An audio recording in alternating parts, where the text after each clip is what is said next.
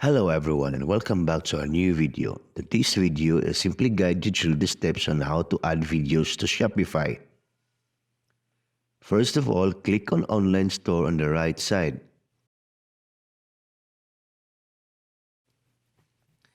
Now click on Pages section.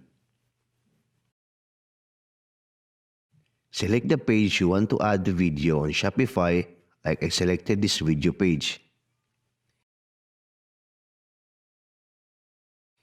Here you can easily add any videos just clicking the Insert Video icon.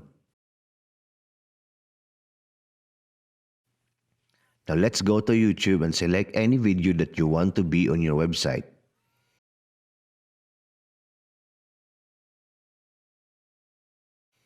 Click on three dots and then click on the share button. In here, select embed option. And you will be able to see the embedded code. Just click on copy here. Now paste that link in here and click on insert video.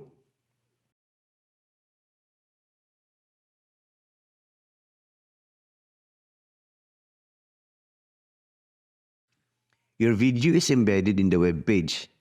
This works easily for YouTube videos.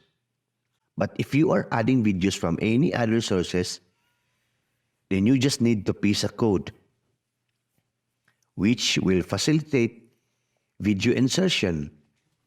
Just write this code in the frame and paste the video link in the section. You can also adjust the height and width of the video easily by adjusting its number here in the code.